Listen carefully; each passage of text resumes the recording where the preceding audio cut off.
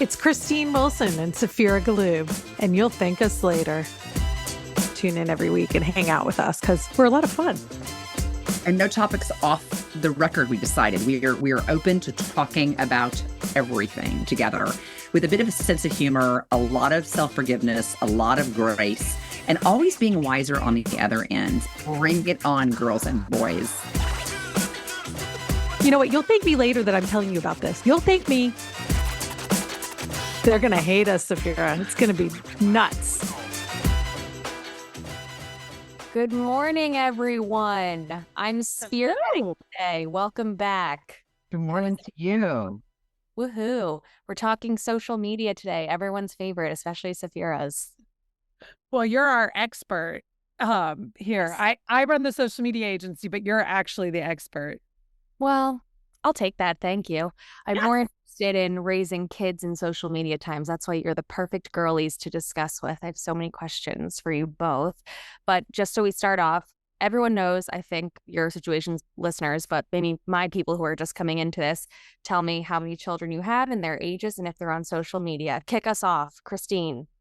So I have two boys. They're 15 and 17, and they are on social media. Cool. And have been probably since earlier than they should have been. We'll discuss. Yes. So my son, Luca, is 18, soon to be 19, starting his first year at uni, because that's what we call it in the UK. Uni. And I have just learned that because he's on Snapchat, but not on Instagram or TikTok, Christine says he is on Snapchat, so he is on social media, but that platform, not on Instagram or TikTok. I think technically it counts as like a social media app, but he uses it for communication, I'm sure, like messaging and stuff like that. Most kids do now instead of texting. Right. Rather than texting, calling. But Right. they also, I'm curious. I'm going to see if Luca and I are actually connected on Snapchat. We might be.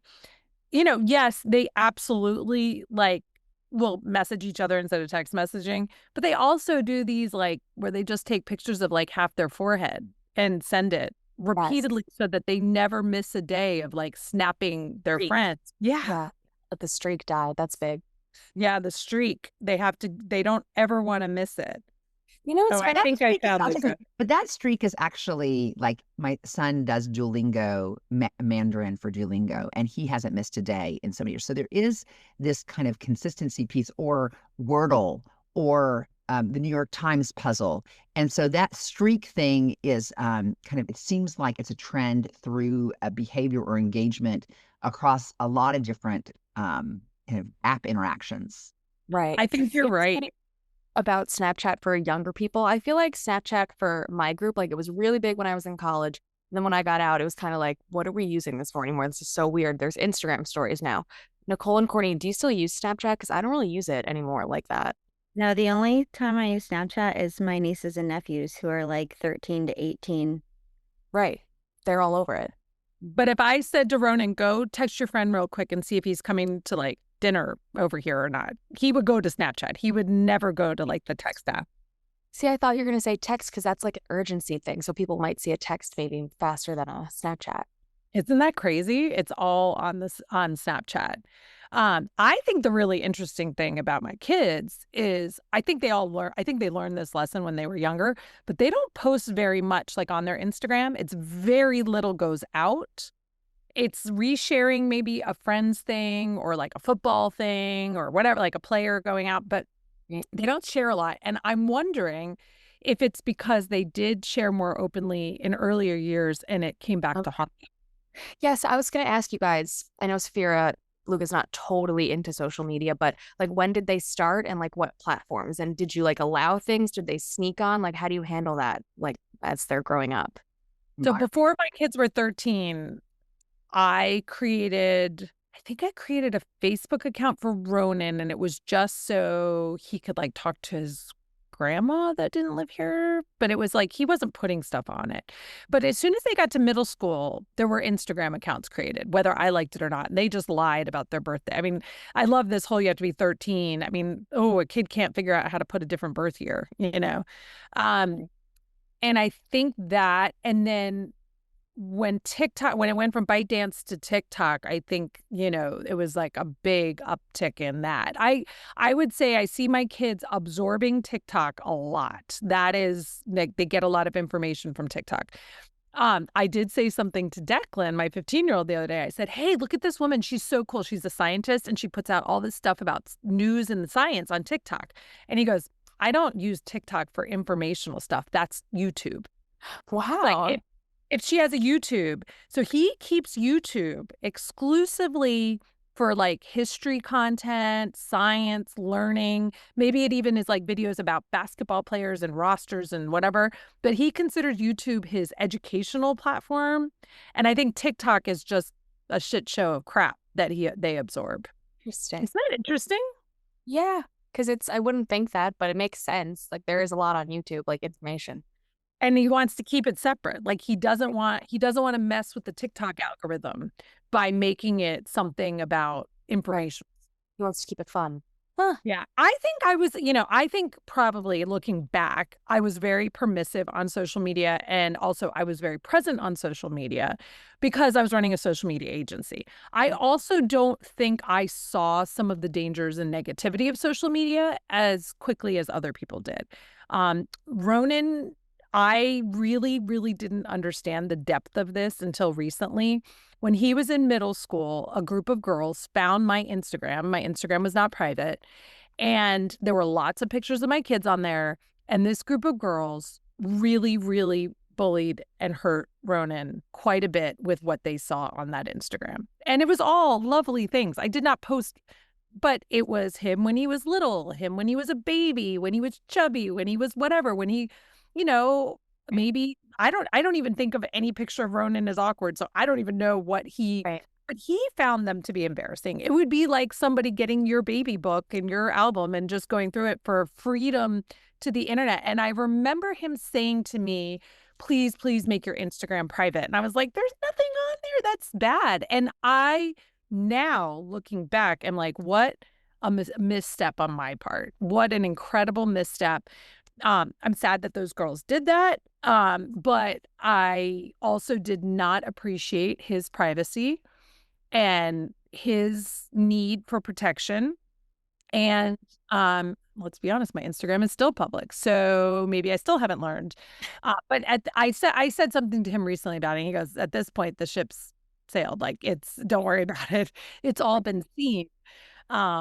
But I was telling you guys that they run these unauthorized high school barstool Instagram accounts, right? So seniors get to run them. They sort of pass them down to a kid the next year, and they're used to hype people up for the football game. And they post things about each other. And it's kind of a cool thing that you get to be on there, but they might be just making fun of you.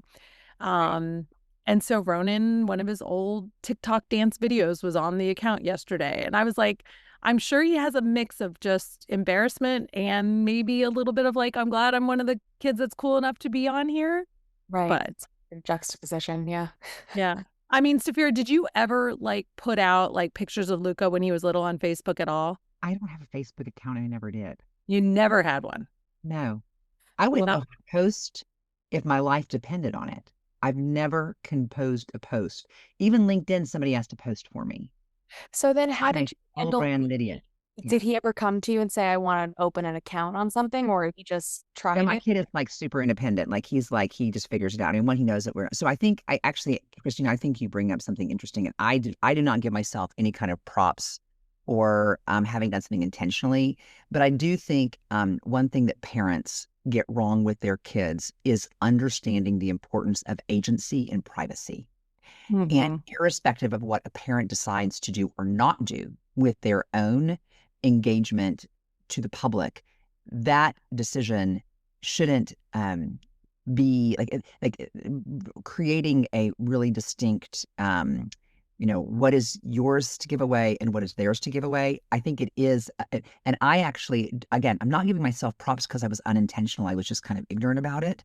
But if we as parents think it's okay that we kind of use our relationship with our child that inadvertently, breaches their own agency over their privacy, I think that can really cause, and you saw unintended consequences. Now, I would say, for me, Cody, where Luca kind of went off on his own is, of course, at some point when kids started playing video games with each other. That is, and that's happening very, very young. Like it's the kid against the game, and then at some point, and I don't know how early this is happening. It seemed like it was happening with Luca at 5 or 6 that they start playing each other, and Yeah. they start using this digital environment to be social with one another. And so even like, for example, I remember the first time I learned about it, it was in the Minecraft space where they each have their own player and they each have their own identity. And so this And he is was probably on Discord. I see. I don't even know what it's called. I only knew that the Minecraft was where I knew he was playing kids with Minecraft, and that's where he was social with kids, and that's where they were starting to kind of interact, right? So where they're talking and everything, they like can talk through the games, but then Right. they also get on Discord. And I mean, there's these whole rooms of conversation going on. Absolutely. And here's the other thing is that it's not just them in the game. Then they start playing these strangers. And so that's kind of the first place where I was like, what kind of exposure is he getting? But I don't really know when that transitioned. I do know at some point he had an Instagram account. And then so Luca really saw early the craziness of the kids on it, and he kind of took himself off of TikTok and Instagram. He does still use Snapchat, and he will occasionally just like snap a pic when I'm going, mid tongue out of my mouth, and sends it to his, like, for example, his ex-girlfriend or one of his friends who likes me or whatever. So he definitely does that. But I didn't have an intentional strategy with him, but I do think a parent has to have one now. Right. Okay. So when would they get iPads, and when did you make the switch to smartphones? 'Cause I feel like once you get a screen, that's when things start rolling. Oh, you're right. I will tell you the problem is that the schools now give them out rather than pen and paper. Right. I mean, The social media platforms, though, are blocked on the school iPads. So they can't they can't be on but the Instagram. relationship with that screen becomes so ubiquitous at a young age. I mean, just go to a restaurant now and see like what a 2-year-old's doing while their parents are having a glass of wine. Like I feel like they get the iPads when they're a toddler, but then when do you decide to give them a phone? Like, how old were your kids? yeah. Like, I think Luca, I'll tell you, I feel like when we moved Luca to Spain in the 7th grade, I think that's when he got his phone. I can tell you my granddaughter, because I have older children and a granddaughter, I think she maybe just got her phone and she's in the 9th grade. Most parents give that phone out of the excuse that it's for the parent, not for the child. We did it with middle school because the kids walked, and it was a mile walk. And there were probably other ways that we could have kept track of them. I mean, they've invented all sorts of things now, like these watches that will call like just the parents, and car tags to go on the shoe. tags. Yeah. But, it was this mile walk, and we wanted to have them be able to easily call. I mean, there's like no payphones in a school anymore, so like if they wanted to call us for a ride. So we did it out of safety, but let's be honest, the rabbit was already out of the hat, because at that point they had been on Kindles and iPads and whatever else in our house. We had screens. You buy them so you can go on a plane and not have a kid scream for 3 hours, So yeah, they were already on, and I wrote an article in the Washington Post when my kids were little, all about how to keep your kids safe on social media. And, we used YouTube Kids, and we put up all the filters. And let me tell you, all it takes is your kids being one tiny bit smarter than you are. They get around every single one of the little things I worked with companies that tracked the app usage on your kids' devices. I put screen time limits on things. And then all of a sudden I'd be like, nobody's asked for an extension on their screen time lately. Oh, they'd figured out how to get into my phone, turn off the screen time limits, and they were just running amok doing whatever they wanted. Right. So it is one of those things that I think so what we did is we bought a safe, an actual physical metal safe, and we took devices and we locked them in the safe. And then we would take like a keyboard and a mouse off. Right. Makes a computer really hard to use without a keyboard and a mouse. And we would lock everything up in the safe. And so you could earn things back out of the safe. You could earn one thing, but not everything. I like that. Yeah. Did we follow through I mean, we were gung ho about it. And then as they get older and more manipulative, you become worn down and Using your battles. yeah. Um, and I think absolutely, if I could go back and do it again, I think there is a mix of not giving your child a phone too soon, but also your child will be an outlier if you wait until high school. That's And you have to be okay with that. yeah. And that for some children, that could be very hard on them. That could be, there are children that You could were be 100% right. And I remember there was one family whose kid didn't have the phone, and he was like, he always wanted to have people's phones. It's Yep. very, like me without the Nintendo.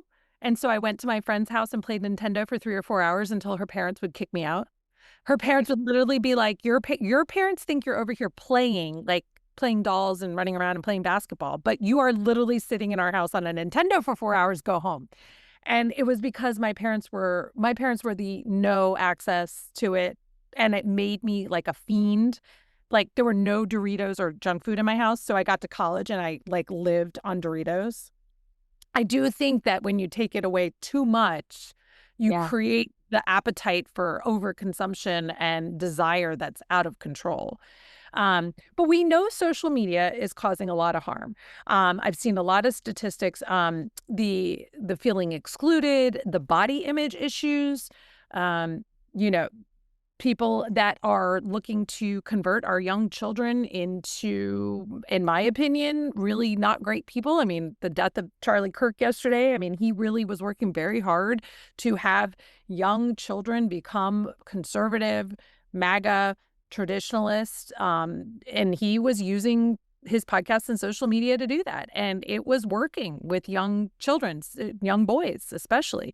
So I worry about what messaging is getting to my children that I have no say over, that a filter's not going to stop, and the indoctrination of young children into all sorts of things that you may not even know it's coming. Like that stuff really scares me.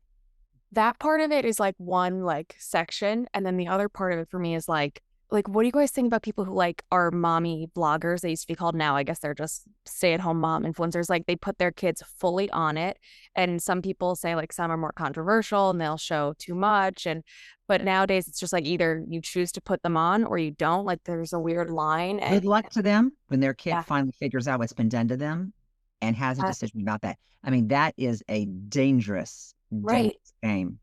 And I will tell you, I call it perfection deception, because that's what it is like, how are you setting your kids up for success as parents? I mean, like the goal for us as parents is to raise competent human beings. That's the North Star.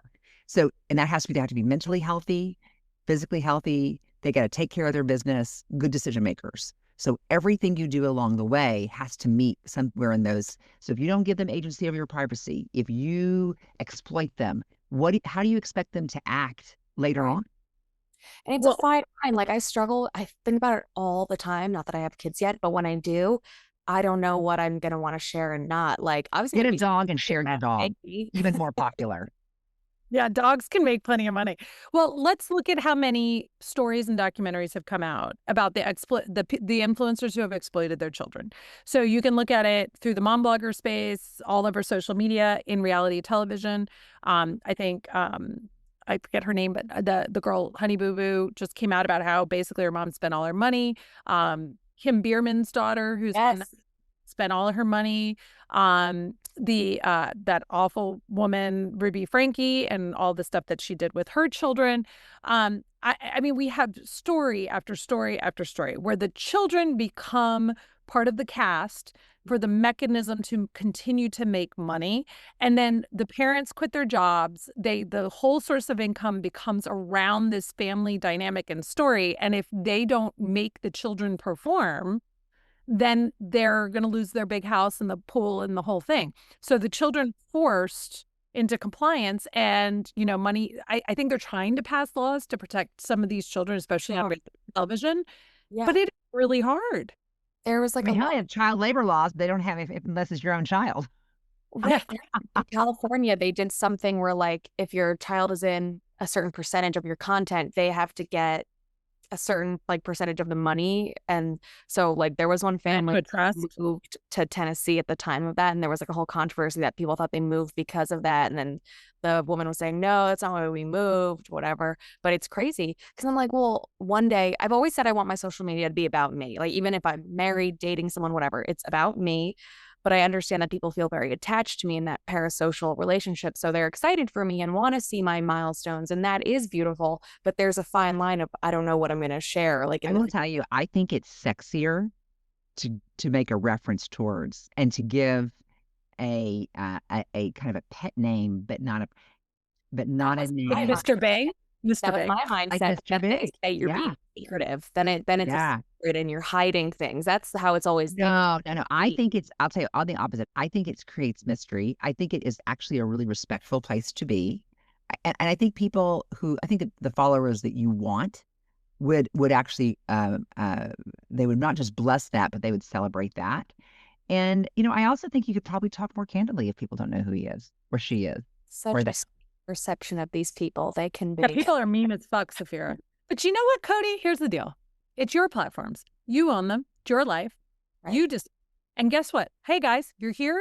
If you want to play in my world, if you don't want to play in my world, get the fuck out. Go to your Reddit feed and talk shit about me. Goodbye. Have I fun. think we'll have to just take it day by day. Hey, Cody, I want you to actually put intellectual property around your name. So anybody who says it actually has to pay you money. Ooh, how do you do that? I need to look into that. I mean, Safira's a I'm- lawyer. Come on, Safira, figure it out. I know, but I'm not an intellectual property lawyer. I mean, after you're just I know. famous enough, I'm looking Well, at. and you have a trademarkable name. I have an LLC like for my Yeah, Fa- but you need life to to learn trademark. this, right? But I was gonna ask. I think Courtney hopped off because she had internet issues. But I was gonna ask you, Nicole and Courtney, especially because Courtney's expecting. Are you one day gonna like post your baby pictures, or like how do you, if you have So- visions of children, and how do you want to go about social media with that? I mean, I have a lot of siblings, so I currently have. Yes. I'm the only one that is childless, so I have a lot of nieces and nephews, and everyone has done it differently. All of my sisters, their kids. I mean, my sisters are 12, 10 years older than me, so like they have 18-year-olds. So it's a little different Mhm. when they were being born. Whereas like my stepbrothers who are having babies now, one of them, I think two of them, they just post anything, whatever, fine. Or they're very like curated photos of the kids, you know? Mhm. Whereas one, they have done a shared album where that's where they put the pictures so that anyone they deem like family, friends, whatever, they're still getting updates and pictures of my nephew. And then if they post anything online, it's only like the back of his head or you can't see his face or things like that. And I feel like we'll probably take a similar approach to that. And they've asked that no one post a picture of him without either their approval or it meets those guidelines.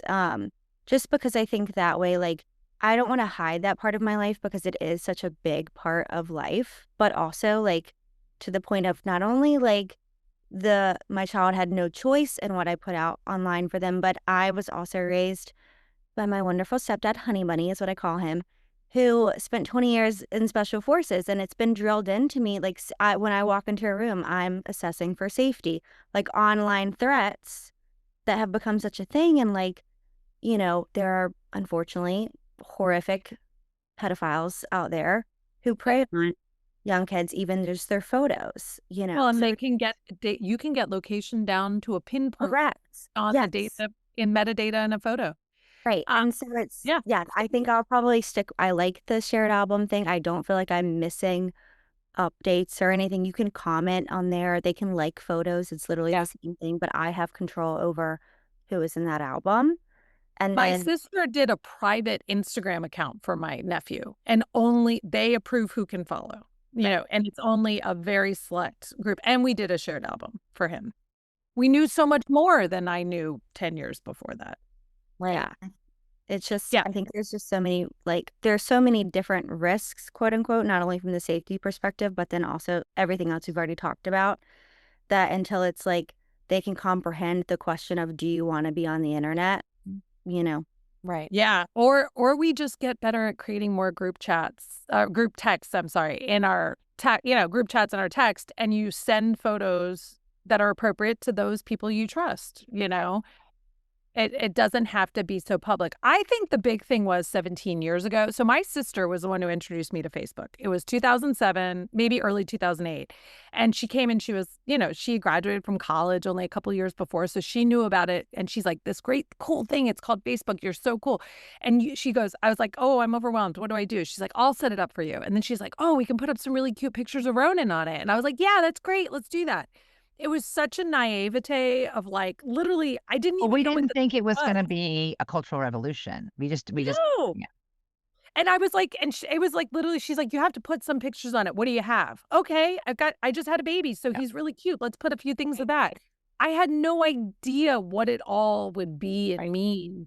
I mean, I think back to things I've posted, and I mean, I can't live life in regret. I've got to just move on and be with it. But I mean, there are things that you're like, why did I feel a need to share that at the time? Well, I look back, some of that shit I was sharing with like 5 people.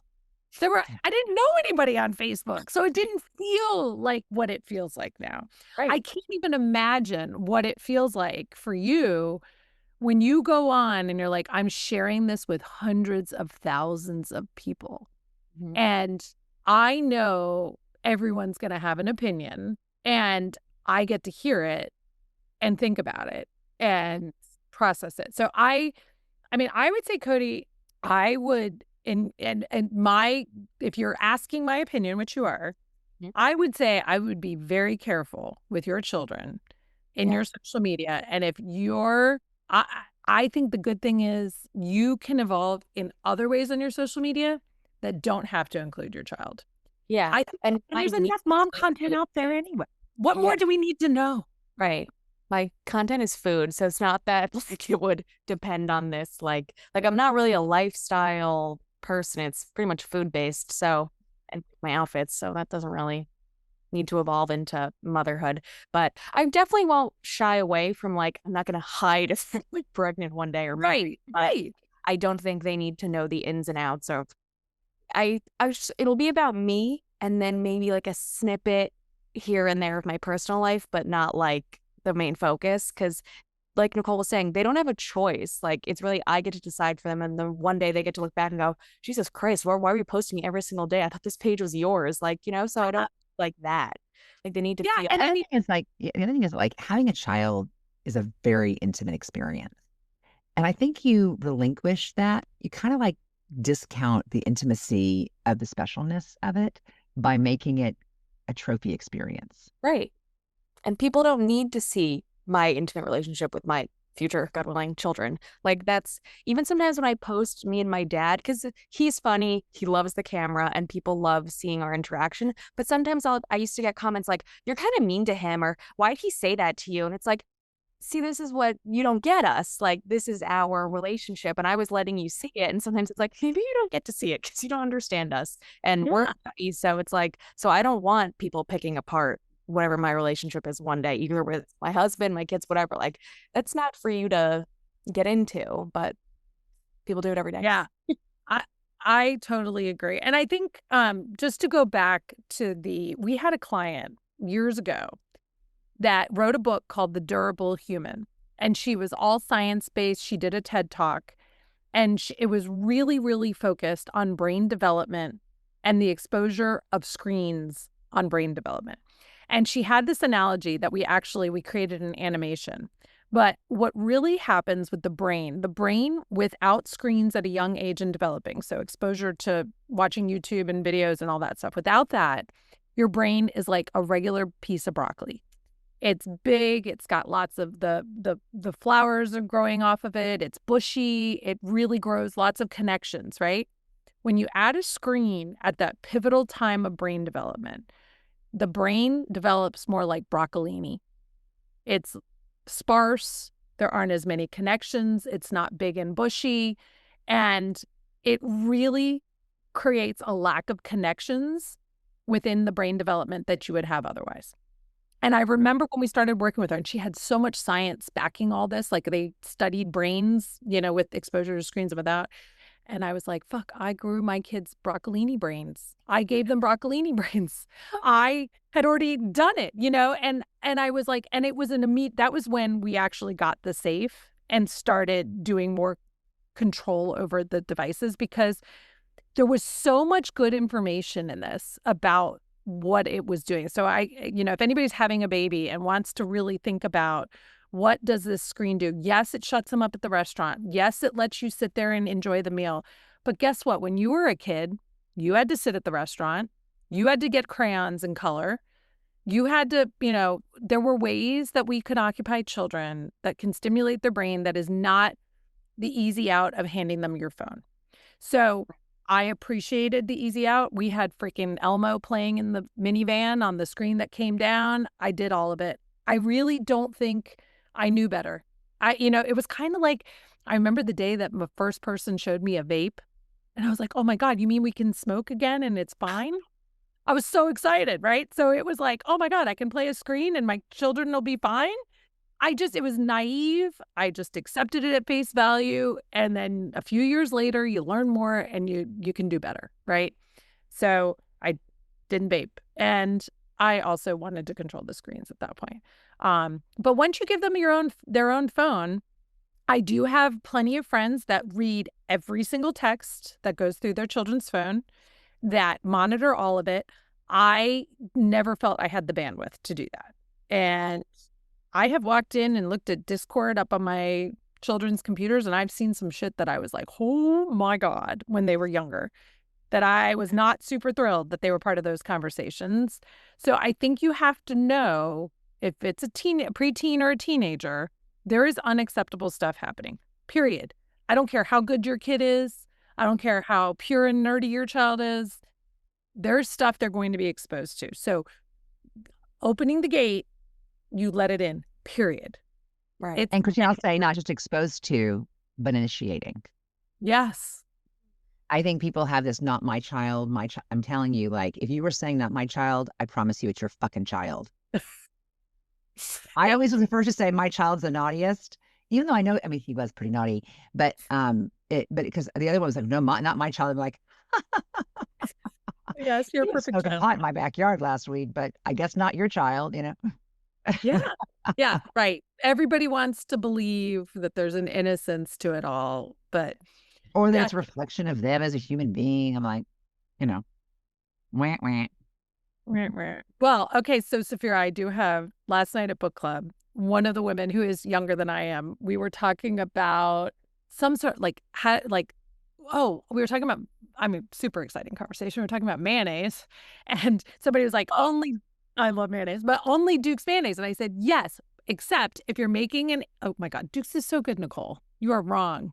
Oh, I don't like any mayonnaise. Like, it all makes me nauseous. Like, it's all of the, literally, the thought of mayonnaise makes me want to, I was sucking on a Duke's mayonnaise packet yesterday. No. Well, okay, so this all started where I told them that I made the Jose Andres microwave omelet, which is where you put mayonnaise in with the egg and you whisk it and then you make it. It's 40 seconds in the microwave. It's an incredible omelet, by the way. Anyway, that conversation led to Duke's over Hellmann's. Agreed. Then that led to me saying, but have you tried Kewpie mayonnaise? So good, right, Cody? Kewpie, absolute best. What is So that? it's an Asian style mayonnaise, and it's real. Like, I love to put it with like a chili sauce, and you make like a bang bang chicken in the air fryer. So then that led to, where do you get these recipes? Well, of course I get them on TikTok and blah blah blah. So this much younger woman is like, number one, I don't own an air fryer. Number two, I've never been on TikTok. Number three, what's Kewpie mayonnaise? And I was like, Lisa, come on, you're younger than I am. Let's get together. So I'm thinking Safira doesn't know any of this shit either. No, I feel like Under a just rock. don't make it. No, I'm like, wait, buy mayonnaise? I make my own mayonnaise. Oh, you've got to try Kewpie mayonnaise, and it is So good. so good. I think there's I'm more serious. egg yolk And in if it. you want to make it spicy, you add peri peri. Like you add stuff to like it to make it like aioli and yeah. I don't always make my mayonnaise, but I almost always make my own mayonnaise. I'm not Like, like. Kewpie mayonnaise only uses egg yolks, no egg How do whites. you spell it? Kewpie. Where do you get it? Any store, any grocery store has it. Kewpie. Is it spicy? They add rice or apple cider vinegar to it, and then there's MSG to give it the umami flavor. By the way, if everybody has not joined 2025, MSG is fine. It will not hurt you. It never would. It was an anti-Asian whole bullshit with MSG. So highly recommend. I have a whole big jar of MSG You put it in with your food, adds this whole extra flavor profile, and it's amazing. It's delicious and it's fine. So interesting. I did not know that they had reversed course on that. Yes, well, it was just one guy who wrote an article, and it was a whole anti-Asian campaign, basically. He was successful. It was I got successful. to get him on the pro-cannabis campaign. I need some That's help. right. He's dead, but ultimately, MSG is fine. Killed by MSG. Yeah, MSG killed him. It won't kill anyone. Yes. So So long story short, I feel like, Safira, what I need to, you know what? I know what our next podcast is going to be. The best of what each of us, all four of us, will curate what we love from TikTok. And then we'll teach Safira. okay, love it. Okay. We're going to pull, I'll tell you, I do my makeup like 100%, a whole 180 degree differently than I did before TikTok. Yep. There's Change. so many things. I have cheekbones now because I was putting my blush in the wrong place. I didn't know about contour. Oh, okay. I'm from the land of, I watched Kim Kardashian from the age of like 8. So I knew contour long ago. She created that shit to me. I was So still using Clinique pressed powder from 1987. For God's sakes. You get stuck in the generation at which you were like in high school or whatever. yeah, Clinique was big back in the day. I get that. My mom loved Clinique. I still have some, but Good stuff. Still good stuff. Good skincare too. But I think that's what we have to do, Safira. We're gonna give you what is our number one thing we've learned, or 2 or 3, because I can't pick you. Yeah, I was gonna say I can't narrow it down to one, but that's a good topic. Because Fear will be like, "What are you guys talking about? What is any of this?" Yeah, we got to give her the whole background. We're gonna do a deep what dive. do we know education. Yeah. But Yeah. you guys, Safira, some of it is really, really cool. Like almost every congressperson I give a shit about is on there. No, actually, it was my aunt was telling me she gets kind of like her political news from either an Insta, and she was telling me about some of these people who are really new, very informed, and kind of thoughtful commentators using those platforms to kind of share their ideas and debate ideas. My I'm favorite is quite Under the impressed with Desk News. Under the Desk News. Love her. It's liberal leaning Yeah. news. I'm Real not time. opposed to it. I get overwhelmed with the deluge, and I would be a doom scroller, and I need a lot of. I need a lot of downtime. I require downtime, and so if I don't give myself downtime and I like lean into that, what would be an addiction for me, I wouldn't be taking care of myself. I'm not judging it. I just can't handle it. That's why we're going to curate it for you. You won't have to.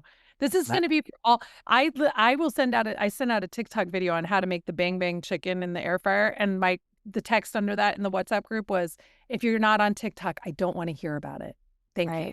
Like I'm It's so not. That's what it said. It said. I'm sick of the people who are like, "What is that video about? I can't see it." I'm like, no. You don't have to see it. Then you're just not on it. I'm not explaining the video. The reason I sent the video was so I didn't have to explain the recipe. Correct. Oh, my biggest pet peeve when you get the I can't see it. What is it? No. They ask you to download it and then send it to them. It's like, I have to download this video to my phone and send it to you. No, it's not that important. It's really not. You didn't get it. Never You're not mind. getting it. You're not getting it. You're left Just out. don't get to know. You're left out. Yes. Yep. Which is fine. That's your choice. But don't come at me about it. I'm like, just leave me alone. So, all right. So next episode, we're going to curate some of our best stuff that we think Safira would enjoy Mhm. and that We're she would on want to know. TikTok University. University. And because it's the first class, it's 101. Yeah. Yes, because I could take you down all the way to the 400s at this point. No. What is TikTok? Oh, I know what TikTok is. Great but question. really, what is it?